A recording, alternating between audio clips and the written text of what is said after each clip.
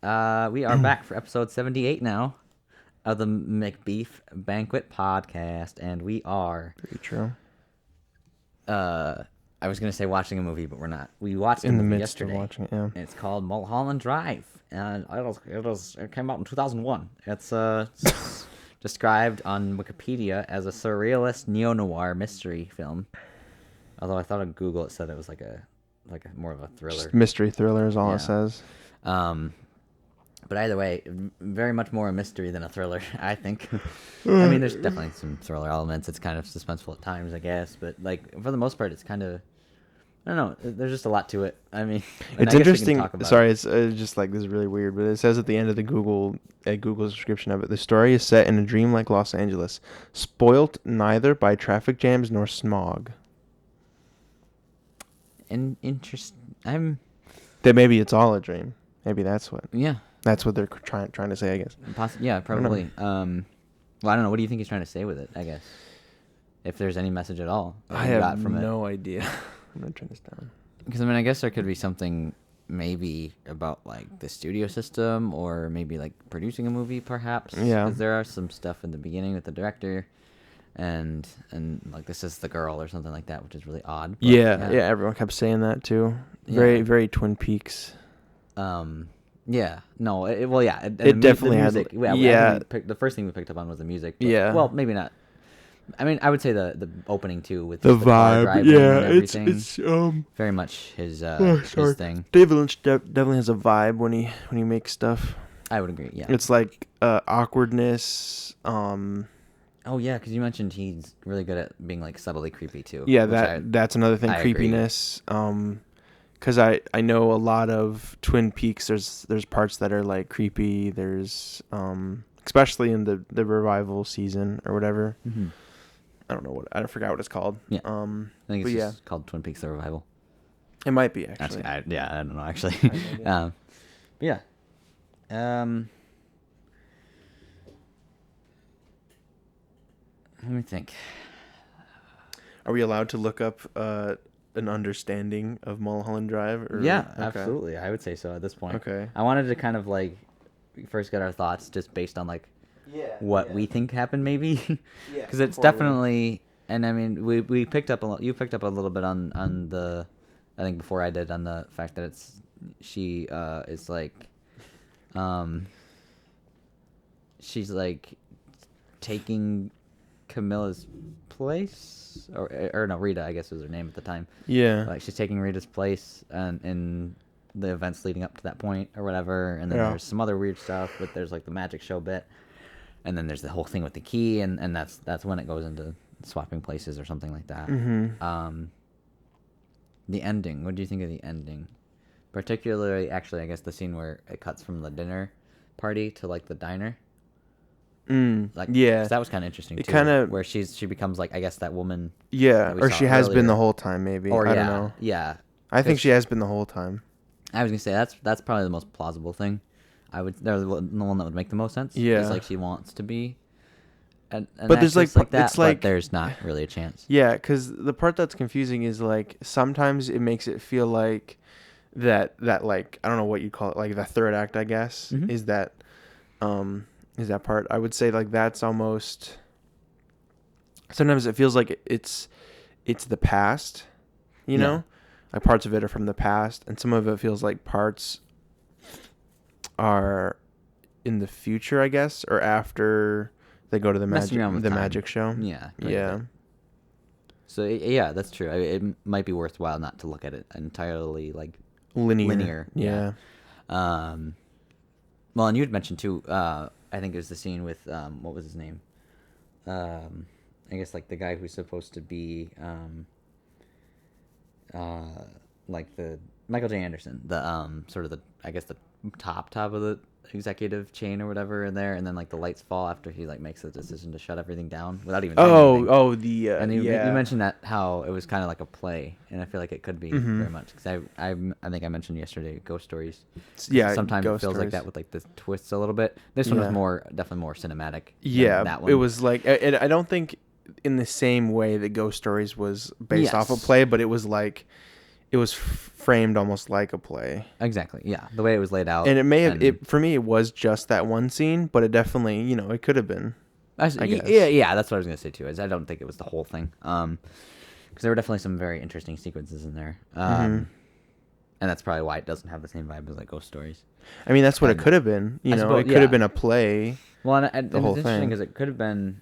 I mean, there's seems to be a lot of stuff with theatrics in the movie because there's that between that and then the magic show, I guess. And there's a lot of the whole wanting to be an actress and everything, and there's a lot of very, I don't know how to say it, like, because they're inside a lot talking. Yeah. At least that's how I felt. They're in the apartment a lot. Mm-hmm. It could have been like that. Yeah. Well, there was also that weird audition process and everything, and I don't know. I feel like there's just so much focused on I guess the process of making something that big, like a production. Yeah. And so I wonder if there's something to be said about like his opinion on stuff, maybe, or what. I don't know. I guess you maybe would have to look at his career a little bit too, I guess, to see if there's anything else. But either way, it's very interesting, and I would definitely watch it again, I think, personally, because I'd like to check it out again and see. I feel like it's one of those you almost want to watch it or have to watch it multiple times to understand it. Start to understand it more. Yeah. As is the case with a lot of movies. Especially by him. Yeah. Oh, yeah. I want to see Blue Velvet of his. Blue Velvet. I haven't seen that one. We'll have to watch that at some point. I don't know if that's streaming anywhere, but should be. I might be able to rent it from my school because they'll rent out stuff from the DVD library. Yeah. And that's how I watched it. The music was pretty good in that too. Doesn't look like it is anywhere. Okay. Well, yeah, we'll have to check it out at some point because it's definitely very good. Have you seen it? Yes. Okay. It's very much David Lynchian. I don't know. It says it's on Amazon.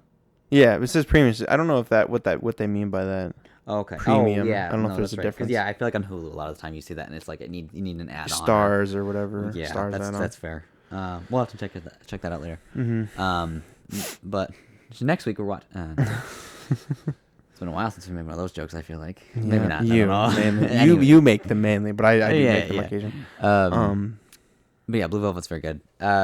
It's very David Lynch because it's just got that classic like bit of edge of creepiness and like. And it's got Kyle MacLachlan, right? Yeah. Yeah. You think so? Yeah. I believe that's his name. Yeah. And it's also that mystery kind of thriller sort of. There's more going on. Yeah. Laura Dern's really great in it too. Oh yeah, Laura Dern. Yeah, Kyle MacLachlan. But, yeah. So back to the movie. I don't know. Was there anything else you wanted to mention that stood out? There's a lot of stuff. I guess just for my opinion on the movie, I think I wasn't in the right headspace to see it because I was getting bored. And it's also very long. Too. Yeah. Yeah. So I feel like. A movie like that's an undertaking. I think for me, I was definitely not in the right mood for it. So I was kind of getting bored of it, but I think I definitely would want to see it again just to kind of get a different perspective when I'm in a a more like I want to watch something and think about it. Yeah. It was like when my buddy described The Lighthouse, which I mean I don't necessarily entirely agree. I think it's at least watching it the second time was a lot easier, but like he was like he felt like it was kind of work to watch the movie because there is a lot of abstract stuff I feel like in there too. I think I enjoyed it the second time more. Yeah. Well, I think the experience the first time because we saw it in theaters. That's true. And I did remember I watched it the first time. I was actually by myself in the theater, and I watched it when I watched it the first time, and I do remember feeling kind of drained watching it. So I guess it's kind of the same, I guess maybe or it can be for something like this. Where you just, it's just a little difficult to get through the first time. Yeah. And then you can go back and pick up things know what's going on. And because there was a lot of like weird little twists and turns, even like at the end with the like aunt and uncle, I think. They were they were from the beginning in the airport. They were in the taxi cab. Well, they were like leading her. Yeah. I don't think they were related to her at all. I think they were just people she met on the airplane.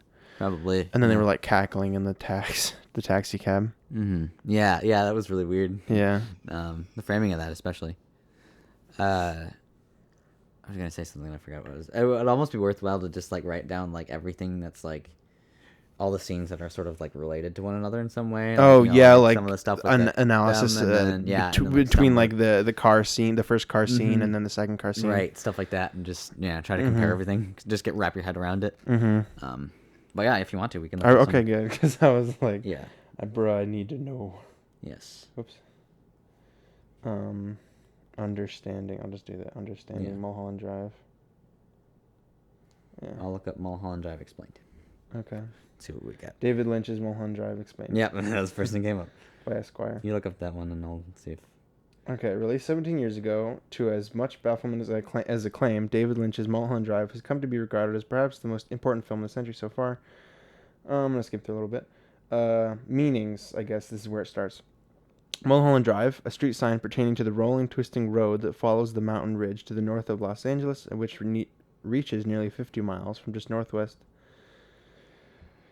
Skip through a little bit of this. It's boring. The road has many stately mansions. It's just explaining what Mulholland Drive is, the actual road. Yeah. I think we saw that on the LA trip when we went for my school. Mulholland Drive? Yeah, we saw the street. My buddy was like, hey, look, there's Mulholland Drive. And I was like, yeah, cool. And I obviously didn't know the significance of it. I mean, I knew what the movie was, but... A mystery film that never settles its own mystery. Even its greatest admirers are loath to explain it or endure it being explained. Here's a film in which the attitude to the world opts for fatal atmosphere instead of resolution.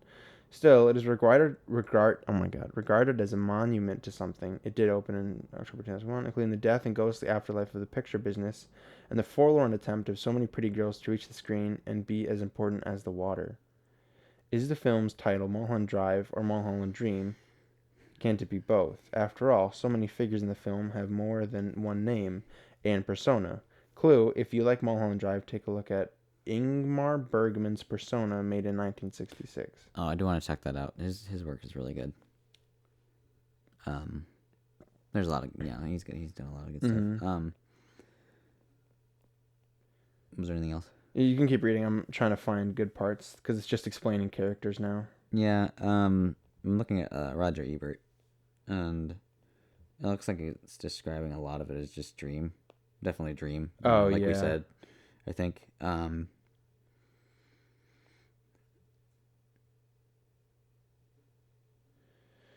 my God, this is it says, there are no people in this film you can love or trust. It's really interesting the way they portray her. She says, the author of this article says, she is Betty Grable. She could be Betty Bacall without her sourness. She might have been Betty Davis with some added arrogance. She is Betty Boop in Pink and Grey in live action. Mm-hmm. Trying to list a bunch of like inspiration for the actor or the character or something.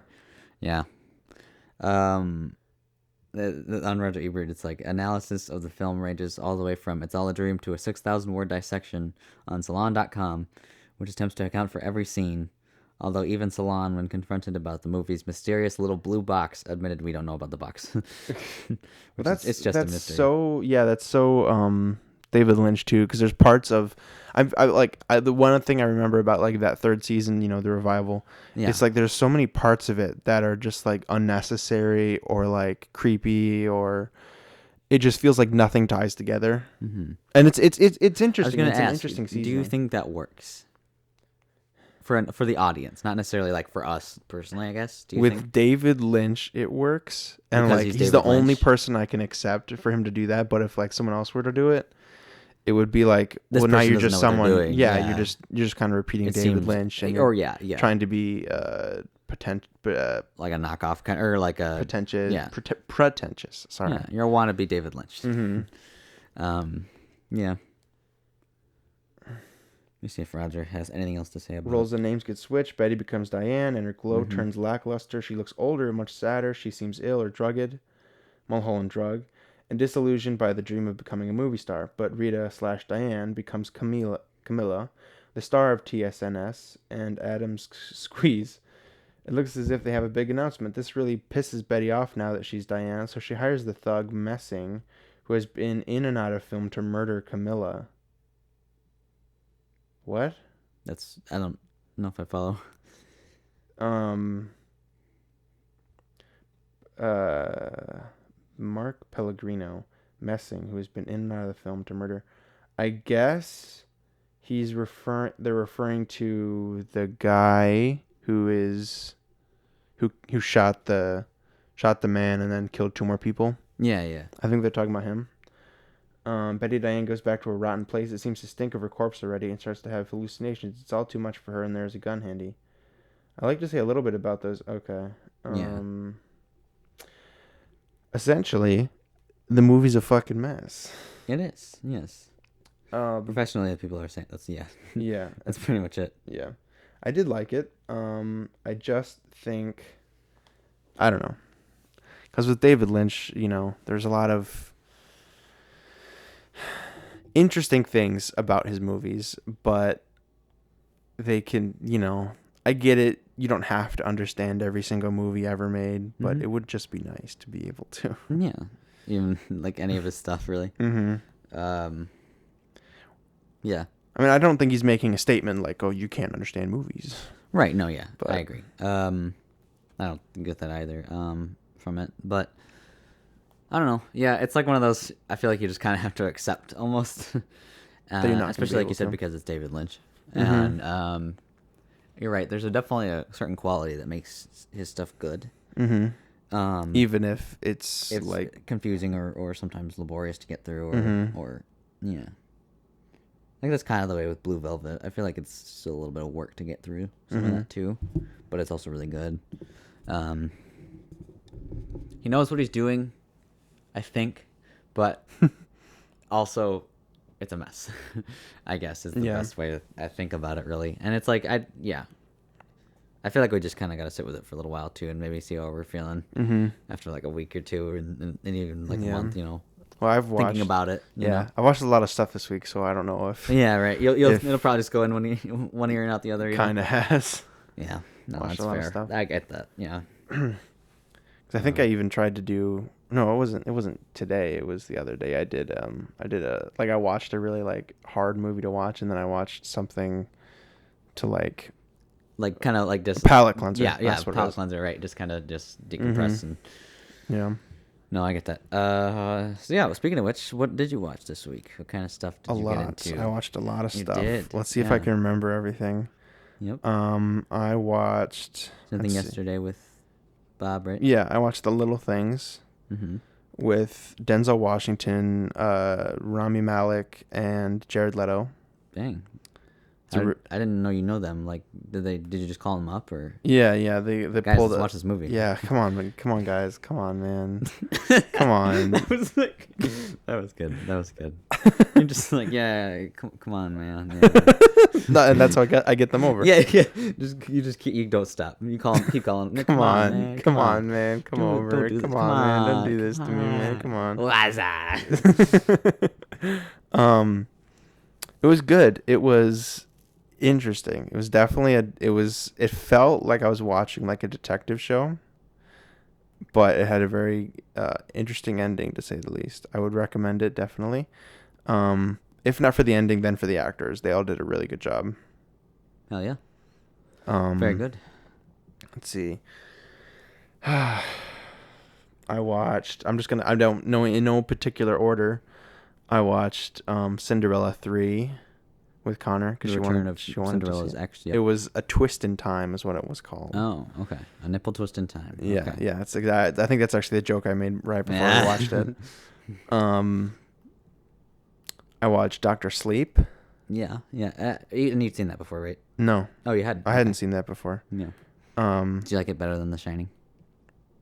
Probably no. Not. I feel like that's a difficult. No, because I remember. Did you see it? I haven't. No. Okay.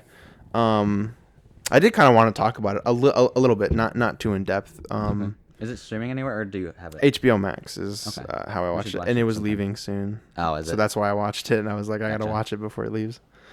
Gotcha. Okay. But we can still watch it. If we can find a way. Yeah. If there's there were some things I wanted to say about it. Because you and I had seen the trailer for it when the trailer came out. We were interested in it. And we had seen that there was, like a villain in it, I think, if you remember correctly. Yeah. And there is. I think it would work better if it was not a sequel to The Shining.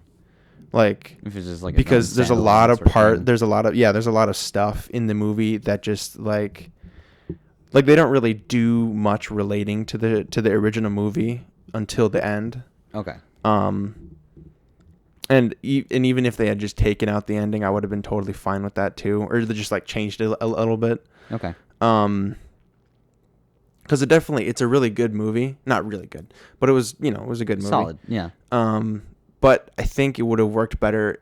And this is totally based on, it's a book, so it's what Stephen King wanted. He tends to add a lot of stuff to his stuff. It's good. Well, and he even he didn't really like The Shining either. From what I understand, Stephen King, like the movie. He wasn't a huge fan of that, and that was probably his best. Because Kubrick changed a lot of it. I think I haven't read the book, so I don't know. But at least that's what we've heard. Yeah, from what I've heard. So I think I want to say like they were even they even had to convince him to even use stuff when they were the movie. Yeah, I wonder if there was more stuff to do with The Shining, like the Shine, in the book, because the second one, the Doctor Sleep, had a lot more to do with that. It did, and that's I think almost what was needed in The Shining, is just a more in-depth look at what the Shine is, and not in depth, but but explaining it a little bit more, understanding more evidence, almost. The significance of that. Because the first one feels The Shining feels more like a horror film, like a horror, like a ghost story, like a not the movie The Ghost Story, but but a story about ghosts, or like a story of a madman. I don't know. It doesn't feel like The Shining. It feels like Jack Nicholson, not Jack, but you know what I mean. It's not. It doesn't feel like that. And Doctor Sleep definitely was that. But yeah, I think it would have worked well if it wasn't connected to The Shining at all. It still would have. I think would have been better almost. Yeah.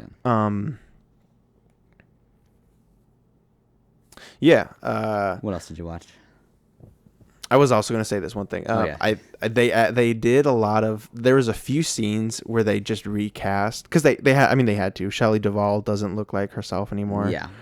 And no one really does, obviously. So they did. There's actually a lot of scenes where they just kind of just used new actors. So right. They could, and I wish they would have done like what is it called? Where they, just put like a CGI face over it. I forget. I right, like whatever the term is. Yeah. Yeah. I wish they had done that at least. Tried it. Yeah. Yeah. It might not have looked good too, as part of it. Yeah. I mean, they did that with they didn't do the exact thing because they did their own version, but they did that with Luke in The Mandalorian. Yeah. Which I don't know. I've seen someone do a better job with Luke, actually, which is really interesting. Oh, I like individual. They remade that scene, and they did a better job than Disney did. Really? I think anyway, just because, just like a independent, corridor, corridor. Oh yeah, okay. They remade it, and I think they did a better job because they did lighting. They did they added like green lighting, and they added I just think they did a better job in general. You have to show me that later, or if you send it to me. I will. I'd like to check that out. So yeah, what else did you watch? Idiocracy. Yes, that's right, Idiocracy. Yes. It was okay. I didn't really like it. Yeah. I think I watched Doctor Sleep, and then I used Idiocracy as a palate cleanser. Gotcha. Yeah. It's not like it's like this is the peak of cinema or anything. Yeah. But no, like you story, and I guess, one of my old bosses had mentioned it to me and were like, "Oh, you should check this out." And I'm like, "Okay." Yeah. Finally, I'm gonna watch it and sit down and watch it. I also watched The Dead Don't Die. Oh yeah, that was good. Was it? I enjoyed it. For sure. I remember when the trailer came out, and I was really excited to see it. It's with Adam Driver, Bill Murray, Tilda Swinton. It's not Tilda Swinton. Taylor Swift. No, I don't remember her name. But there's quite a few actors in there. There's also yeah. There's a lot of actors. It's a very. It is Tilda Swinton, actually. Okay, cool. I was right. Chloe Sevigny. And Selena Gomez. And Selena Gomez and Danny Glover. That's the guy. Danny DeVito. Yeah. Okay. It was interesting. It was pretty much a zombie film. Yeah. Which paid homage to Romero, obviously, because most zombie movies do. But I think it would be one of my favorite zombie films because it's like, it is awesome. It's just funnier than like it's like sort of a more lighthearted kind of. I don't know. It like knows what it is, the movie, because there's a few parts. It's just a fun movie. Yeah, there's a few parts where they break the fourth wall. Oh, okay. And that was really fun. And that was fun to see because it was like you weren't expecting it, and it just like came out of nowhere. Yeah. So yeah. I get it. I don't think I've seen anything else. I probably might have. Yeah, I'm sure there's something. Yeah, but I haven't watched anything else other than the movie. Mm-hmm. This week we've been a little bit busy. Yeah, seems like it. But... I also watched like the first 2 episodes of My Hero Academia. Oh, did you? Yeah. It's pretty good. I'll probably watch it, but for sure. Yeah, it was one that considering all the hero hype stuff. Gotten, yeah, that too, and I've never actually checked it out, but yeah, I thought about it. It's good. I'm not gonna start it immediately because I've got other stuff to do, but yeah, I will eventually get to watching it. Hell yeah. I did watch a little bit more of Queen's Gambit, I guess. So I did that. Oh, I actually thought you finished that already. No, I got through the first couple episodes and then I kind of got sidetracked on other stuff. Mm-hmm. I've only got one more episode to go, but it's pretty good. Oh, nice. Yeah. It's on my list, but who knows if I'll ever get to watch it. Right. I'm like with Netflix. I'm like, it's funny because like with Netflix, I'm behind on everything, and I've just moved on to like HBO Max or Hulu or whatever, and I'm just like, I gotta catch up on other shit. Right. Yeah. Yeah. Because Netflix just pops out stuff so quickly. Like I haven't seen Mindhunter, the second season. Oh yeah. Caught up on Sabrina. There's a bunch of stuff. Yeah. Or what's the other one? The futuristic one. I don't remember. Yeah, I don't. Guess I'm familiar. Yeah. That's okay. Well, nice. I guess that's it for the podcast. That's that. You have anything else for us, Miles? I have picked out a movie. One I know you've wanted to see for a while, and I have not a while, but since we started the podcast, pretty much. Yeah. I wanted to see it. You wanted to see it. I have it on DVD, but it's also on HBO Max. Okay. On I guess Prime if you have premium subscription. I don't know. It is The Invisible Man from 2020. Yes. Indeed. I've been wanting to see it for a while. Absolutely. So I'm just gonna do it for the podcast because I want to watch it. Good. I'm glad. All right. I'm excited to watch it then. Mm-hmm. Should be just dandy. All right. So yeah. Hang out with us next week for The Invisible Man. Mm-hmm. Actually, wait, Miles, where'd you go? Miles, where the fuck are you? I'm right here. Oh, fuck! That was kind of hot, the way you just, like, whispered in my ear. Like, that was pretty sexy.